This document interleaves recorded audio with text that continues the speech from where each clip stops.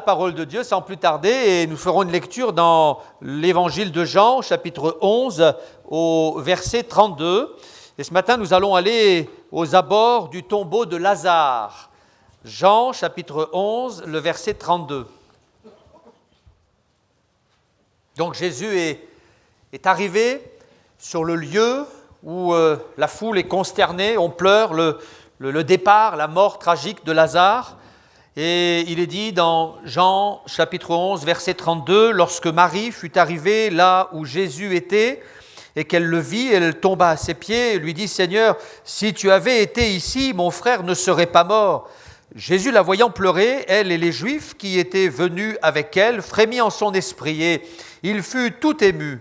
Et il dit, « Où l'avez-vous mis ?» « Seigneur, lui répondirent-ils, viens et vois. » Jésus pleura, sur quoi les Juifs dirent, « Voyez comme il l'aimait. » Et quelques-uns d'entre eux dirent, « Lui qui a ouvert les yeux de l'aveugle, ne pouvait-il pas faire aussi que cet homme ne meure point ?» Jésus, frémissant de nouveau en lui-même, se rendit au sépulcre. C'était une grotte et une pierre était placée devant. Jésus dit, « ôtez la pierre. » Marthe, la sœur du mort, lui dit, « Seigneur, il sent déjà, car il y a 4 jours qu'il est là. » Jésus lui dit, « Ne t'ai-je pas dit que si tu crois, tu verras la gloire de Dieu ?» Ils ôtèrent donc la pierre et Jésus leva les yeux en haut et il dit, « Père, je te rends grâce de ce que tu m'as exaucé. Pour moi, je sais que tu m'exauces toujours. Mais j'ai parlé à cause de la foule qui m'entoure, afin qu'ils croient que c'est toi qui m'as envoyé. » Ayant dit cela, il cria d'une voix forte, « Lazare, sors !» Et le mort sortit, les pieds et les mains liés de bandes et le visage enveloppé d'un linge. Jésus leur dit alors, « Déliez-le et laissez-le aller. » Plusieurs des Juifs qui étaient venus vers Marie et qui virent ce que fit Jésus crurent en lui. Mais quelques-uns d'entre eux allèrent trouver les pharisiens et leur dirent ce que Jésus avait fait. Amen. Je voudrais vous poser une question très simple ce matin et ce sera un peu l'introduction de mon message. J'aimerais vous poser la question, est-ce que Dieu vous exauce toujours ? Alors si quelqu'un dit oui, on va avoir un entretien après le culte parce que j'aimerais savoir comment vous faites pour que Dieu vous exauce toujours. Nous allons parler de l'exaucement. L'exaucement, c'est un thème important, intéressant. Jésus a dit dans ce passage, pour moi, je sais que tu m'exauces toujours. Il est là devant le tombeau, la pierre est roulée, le mort est là depuis 4 jours, il sent déjà, et c'est un processus irréversible. Et pourtant, eh bien, il sait, il a l'intime conviction que Dieu l'a déjà exaucé avant même qu'il ordonne à Lazare de sortir du tombeau. Eh bien, il dira, je te rends grâce de ce que tu m'as exaucé. Donc, c'était vraiment une parole de foi. Il remercie Dieu avant que le miracle arrive et il dira pour moi, je sais, j'ai cette conviction, je sais que tu m'exauces toujours. Alors on va parler de l'exaucement. On va faire une deuxième lecture avant de revenir à ce texte dans le livre du prophète Ésaïe au chapitre 49, au verset 8. C'est un autre texte que je laisserai sur votre cœur, que je voudrais placer sur votre mémoire, dans votre mémoire. Ésaïe 49, verset 8. « Ainsi parle l'Éternel, au temps de la grâce, je t'exaucerai. Au jour du salut, je te secourrai, je te garderai et je t'établirai pour traiter alliance avec le peuple. » Voilà ce que dit le Seigneur par la bouche du prophète Ésaïe. Au temps de la grâce, je t'exaucerai. Alors l'exaucement, c'est un point intéressant qui mérite qu'on s'arrête un peu pour méditer sur ce point. Donc l'exaucement. Partout dans la Bible, des hommes ont été exaucés. De nombreux hommes de Dieu et des femmes aussi dans le récit biblique ont été exaucés après avoir prié le Seigneur. Je donnerai quelques exemples. Isaac, par exemple, donc a prié Dieu et le Seigneur l'a exaucé. Dans Genèse 25, verset 21, il est écrit qu'il implora l'Éternel pour sa femme car elle était stérile et Dieu l'exauça. Il y avait un problème dans le couple, sa femme ne pouvait pas avoir d'enfant, alors il va prier de tout son cœur, avec toute sa foi, et le Dieu du ciel va entendre sa prière, c'est écrit, et il l'exauça. Et nous savons qu'après cela, eh bien, son épouse va pouvoir enfanter. Il y a donc cet exemple d'Isaac, l'exemple de Manoach aussi, l'ange de l'Éternel était venu annoncer la bonne nouvelle d'une naissance à son épouse, mais lui n'était pas là, il n'a pas vu l'ange, alors il a prié Dieu en disant « Moi j'aimerais bien quand même que le Seigneur me parle à moi ». Et il est écrit que Dieu exauça la prière de Manoach et l'ange revint une seconde fois pour parler à Manoach. Donc, il est écrit que Dieu exauça cet homme. Juge chapitre 13. Troisième exemple, c'est une femme qui, cette fois-ci, invoque l'Éternel. Ce sera le troisième et le dernier exemple, c'est l'exemple de Rachel, qui elle aussi ne pouvait pas avoir d'enfant. C'est fréquent dans l'Ancien Testament. Genèse chapitre 30, verset 22, il est écrit que Dieu se souvint de Rachel, il l'exauça et la rendit féconde. Alors on va s'arrêter là, mais on s'aperçoit que ce n'est pas une personne, ni deux, mais une liste assez importante d'hommes, de femmes qui, dans des moments cruciaux, dans des périodes difficiles, de peine, de souffrance, de drame, ont invoqué l'Éternel et c'est écrit que Dieu les a exaucés. Donc nous avons dans la Bible un Dieu qui a la capacité d'entendre, mais non seulement il entend, mieux encore, il compatit et plus encore, il agit. Alléluia! Dieu est un Dieu qui peut exaucer. Ceci étant, je ne serais pas honnête si je m'arrêtais là. Il y a aussi dans la Bible des hommes qui ont prié et qui n'ont pas été exaucés. Pourtant, Dieu les a entendus. Mais il y a, à mon avis, une différence entre le fait d'entendre et d'exaucer. Dieu entend, il entend toutes les prières, mais il n'exauce pas forcément toutes les prières. Dieu entend parce qu'il n'est pas sourd, mais il y a des prières qu'il ne souhaite pas exaucer. Et pour d'autres, et pas des moindres, eh bien, ils se sont retrouvés devant un refus ferme et définitif. Dieu a dit non. Ce n'est pas facile de s'entendre dire non. C'est pas facile, nous qui sommes parents, parfois on dit non. Et quand c'est non, c'est non. En tout cas, je vous encourage à tenir ferme dans vos non. Parce que si vous dites non et que sous la pression vous finissez par dire oui, alors l'enfant va se dire finalement, eh bien, je vais pouvoir trouver des failles et votre autorité va en prendre un coup. Hein. Mais quand on dit non, c'est non. Et le non produit parfois quelques frustrations, quelques grincements de dents, mais non, c'est non. Et quand Dieu dit non, c'est non. Et en l'occurrence, il y a un homme qui s'est retrouvé devant un non ferme et définitif, c'est l'apôtre Paul. Alors on va ensemble lire cet autre texte où l'apôtre Paul rend témoignage de cette expérience douloureuse qu'il avait vécue. Tout Paul qu'il était, eh bien, il n'avait pas forcément accès à toutes les bénédictions qu'il souhaitait. 2 Corinthiens chapitre 12 au verset 7, Paul explique ce qu'il a vécu et il dit, je vous laisse le temps de trouver, pour ceux qui ont une Bible papier, c'est plus long que le smartphone parfois. Hein. Alors je vous laisse un peu de temps pour tourner les pages. 2 Corinthiens, chapitre 12, verset 7. « Et pour que je ne sois pas enflé d'orgueil, dit Paul, à cause de l'excellence de ses révélations, il m'a été mis une écharde dans la chair, un ange de Satan pour me souffleter, m'empêcher de m'enorgueillir. 3 fois j'ai prié le Seigneur de l'éloigner de moi, et il m'a dit, on connaît la fameuse réponse du Seigneur, on peut le dire ensemble, ma grâce te suffit. Ma grâce te suffit, car ma puissance s'accomplit dans la faiblesse. Je me glorifierai donc bien plus volontiers de mes faiblesses, afin que la puissance de Christ repose sur moi. C'est pourquoi je me plais dans les faiblesses, dans les outrages, dans les calamités, dans les persécutions, dans les détresses pour Christ, car quand je suis faible, c'est alors que je suis fort. Non. Dieu a dit non ce jour-là. Et Paul a bien compris, c'était un non ferme, définitif, ma grâce te suffit. Et malgré l'insistance de Paul, Dieu n'a pas changé d'avis. Parce que Paul a été insistant, il est revenu à 3 reprises. Alors on ne sait pas exactement combien de temps l'apôtre Paul a-t-il prié. Peut-être qu'il a prié pendant toute une journée à 3 reprises. On ne sait pas exactement quel intervalle entre la première et la deuxième et la troisième prière. On ne sait pas vraiment comment il s'y est pris, mais il dira à 3 reprises, je suis revenu à la charge. Et pourtant, à 3 reprises, j'ai entendu la même réponse, non, ma grâce te suffit.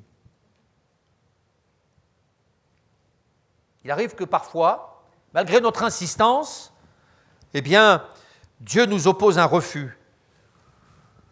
Et là, eh bien, ne devons pas penser qu'à force de demander, à force d'insister, Dieu va changer d'avis. Dans certaines de ces circonstances-là, eh bien, il faut comprendre que si Dieu dit non, c'est non. Ils ne vont pas être comme les païens. La Bible dit que les païens s'imaginent qu'à force de paroles, ils seront exaucés. Vous connaissez ce verset ? Les païens qui s'imaginent qu'à force de paroles, ils seront exaucés. Un peu comme ces moulins à prière. On prie, on prie, on prie, on prie, on prie, on prie, on prie. Mais parfois, la porte est fermée. Dieu a dit non. Dieu a dit non. Et Paul l'a compris. Et il a compris aussi que Dieu avait de bonnes raisons. Ce qui l'a aidé à accepter la décision de Dieu, c'est qu'il a compris que Dieu avait de bonnes raisons. Pour que je ne sois pas enflé d'orgueil, dira l'apôtre. Il avait bien compris la leçon. À cause de l'excellence de ces révélations qu'il avait reçues, eh bien, Dieu avait décidé de lui dire non. Cette fois-ci, eh bien, je ne t'exaucerai pas. J'ai entendu, mais je ne t'exaucerai pas. Il savait que Dieu avait de bonnes raisons. Parfois, lorsque Dieu ne nous exauce pas, il a de bonnes raisons. Le problème, c'est qu'on ne connaît pas toujours les raisons de Dieu. Là, Paul a compris, il a compris que c'était pour qu'il ne s'enorgueillisse pas, mais parfois, avouons-le, on ne comprend pas. Les refus de Dieu, parfois, sont énigmatiques, incompréhensibles, mystérieux. On l'interroge et on n'a pas toutes les réponses. Mais il faut intégrer dans notre disque dur le fait que lorsque Dieu refuse, c'est pour une bonne raison. Et on aura certainement la réponse là-haut, dans le ciel. Et Paul, donc, n'a pas été délivré. Je ferai une petite parenthèse pour dire qu'on ne connaît pas vraiment, on ne comprend pas vraiment l'expression de Paul. Un ange de Satan pour me souffleter, m'empêcher de m'enorgueillir. Quelle était cette situation qui le gênait ? Alors les théologiens, eh bien, se sont penchés sur ce texte. Les commentateurs, les commentaires vont bon train. Il y a des commentaires qui sont équilibrés, d'autres qui sont un peu plus farfelus. Certains ont pensé que l'apôtre Paul était possédé, mais pas du tout. Non, Paul n'était pas possédé. Il était certainement dans un combat spirituel d'origine diabolique. L'ennemi voulait l'arrêter, le freiner, le stopper. Comment, on ne sait pas, on ne comprend pas vraiment.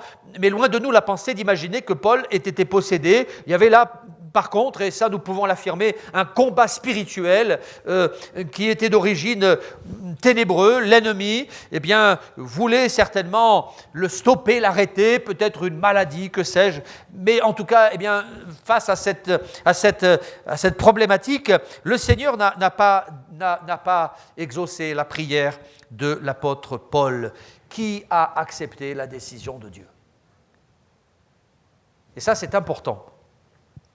Si je dis qu'il l'a accepté, c'est parce que le texte nous dit, il continue en disant « C'est pourquoi je me plais dans les faiblesses, dans les outrages, dans les calamités, dans les persécutions et les détresses pour Christ, car quand je suis faible, c'est alors que je suis fort. » Et il va comprendre que ces infirmités, ces faiblesses physiques, ces limitations, ces incapacités, eh bien, pouvaient être des occasions pour Dieu de se glorifier.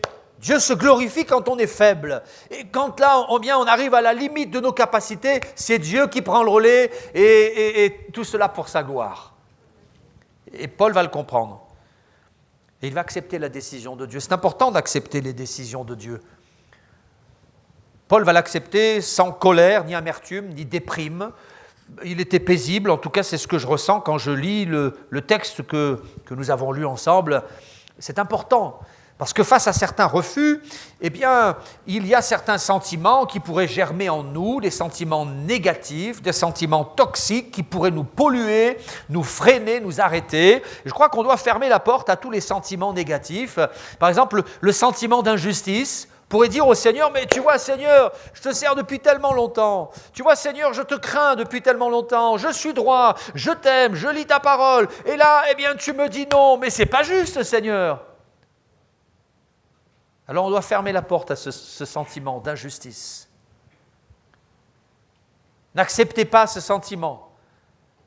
Paul aurait pu cultiver ce sentiment, mais non, il va accepter la décision de Dieu, pourrait aussi laisser la porte ouverte à un sentiment de découragement et de dire, ah bien, puisque c'est comme ça, j'abandonne tout.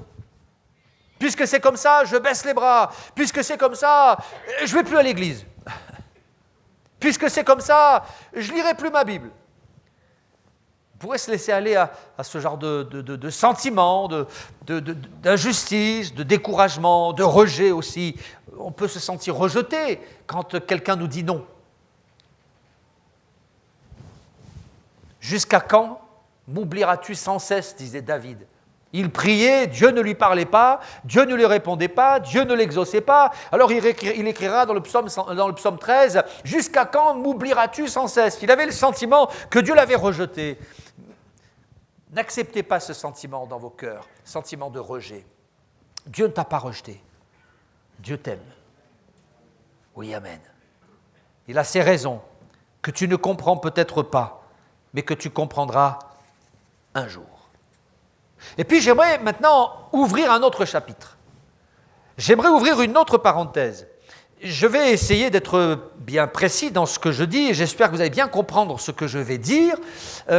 Il peut arriver parfois, que le péché ou certains péchés nous ferment le ciel. Parfois, je souligne ce mot en rouge, parfois, ça peut être le cas. On a l'exemple de Josué qui, par exemple, face à la défaite, lorsqu'ils sont partis à la conquête d'Aï, Josué, donc, s'est prosterné, le visage contre le sol, il a prié Dieu, il a dit « Seigneur, mais je ne comprends pas ». Et là, Dieu lui a parlé, en Josué 7, il est écrit « Lève-toi, lève-toi, pourquoi restes-tu ainsi couché sur ton visage ? Israël a péché ». Et là, le péché avait empêché Dieu d'agir, d'intervenir. Le péché avait été comme un frein. Akan avait transgressé le commandement, il avait volé des choses dans la ville de Jéricho, il les avait cachées dans sa tente, et ça, c'était un frein, et donc ils ont eu beau prier, Dieu a dit, je ne vous accompagnerai plus dans ces combats. Il y avait un péché qui était là, caché. Alors parfois, le péché peut empêcher Dieu de nous exaucer, de nous bénir.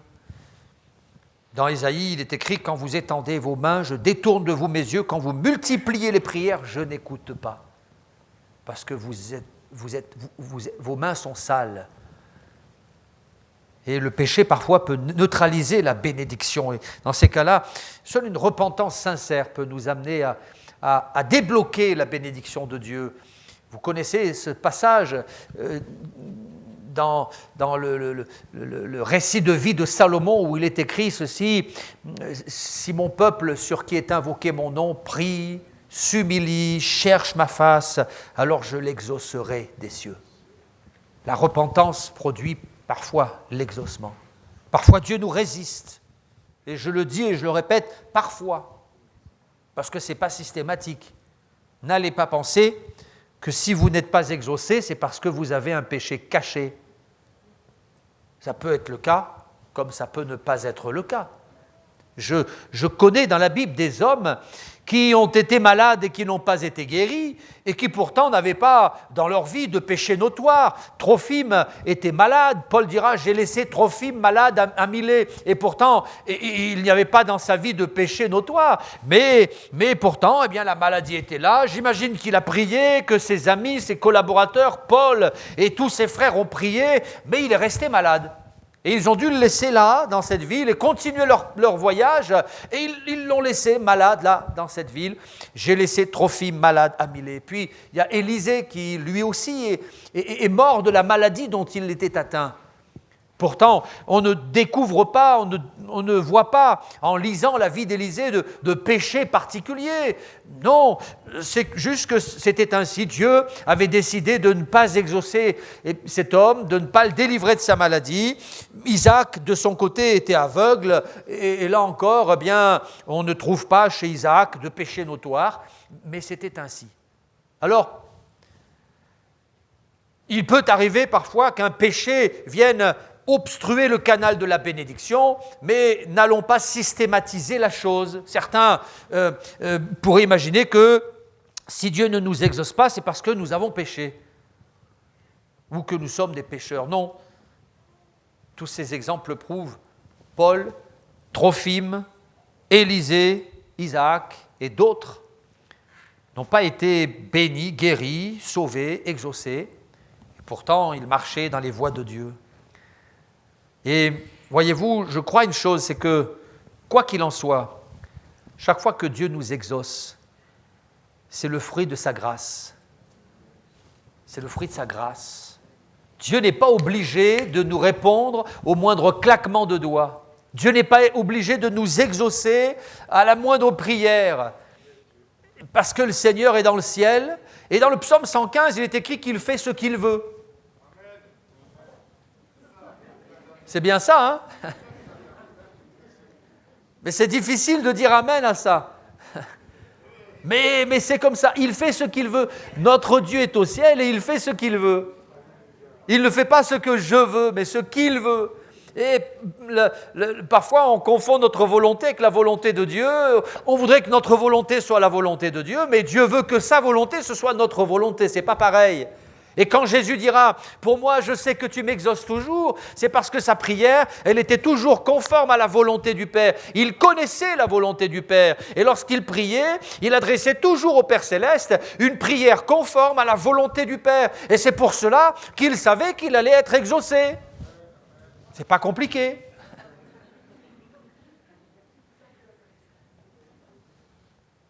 Au temps de la grâce, je t'exaucerai, dira le Seigneur. Au temps de la grâce. Et quand Dieu nous exauce, c'est une grâce qu'il nous fait. Et si tu as prié, si tu étais malade, tu as prié, tu as été exaucé, ne va pas t'imaginer que c'est parce que tu es un chrétien ultra spirituel. Si tu as prié et que tu as été exaucé, ne va pas penser que c'est parce que tu es au-dessus du lot. Il y a les chrétiens de base et puis il y a moi. Ne va pas t'imaginer ça. Non. Au temps de la grâce, je t'exaucerai, dit le Seigneur.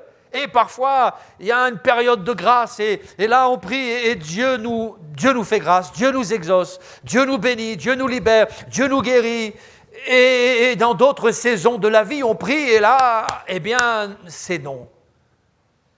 Alors ne va pas t'imaginer que Dieu t'a abandonné, que Dieu n'existe plus, que Dieu t'a délaissé, qu'il n'y a plus l'approbation de Dieu sur ta vie. Non, c'est juste que c'est comme ça. Il y a des temps de grâce. Et puis, il y a les autres périodes de la vie où Dieu décide de ne pas nous exaucer. Paul l'avait compris. Et donc, il dira, je me plais dans les faiblesses, dans les outrages, dans les calamités, dans les persécutions, dans les détresses pour Christ. Car quand je suis faible, c'est alors que je suis fort. Accepter cela, c'est prendre la victoire sur l'ennemi. Sur l'ennemi. Celui qui voudrait nous attirer petit à petit sur le chemin de la révolte, sur le chemin du découragement, sur le chemin de la rébellion. Eh bien, accepter la volonté de Dieu, c'est triompher de ces choses-là. L'acceptation de la souveraineté du Seigneur. D'ailleurs, je crois que toutes nos prières devraient se terminer comme la prière de Jésus à Gethsémanée. Quand il a demandé que cette coupe s'éloigne de lui, cette coupe, c'était la coupe de la souffrance ultime à la croix. Et pour lui, eh bien, il a prié le Père pour que cette coupe s'éloigne. Si cette coupe pouvait s'éloigner de moi, voilà la prière exacte de Jésus. Mais il savait en réalité que ce n'était pas vraiment le plan de Dieu, du Père. Alors il termine sa prière en disant « Toutefois que ta volonté soit faite ». Et il y a une lutte en lui. Le Fils de l'homme et le Fils de Dieu, dans son humanité, il voudrait ne pas aller à la croix, mais dans sa divinité, il accepte la volonté du Père parce que lui et le Père ne sont qu'un. Il est Dieu fait homme. Il y a vraiment un combat intérieur à Gethsémane, incompréhensible d'ailleurs, qu'on peut difficilement expliquer. Mais là, la prière finale, c'est que ta volonté soit faite, Seigneur.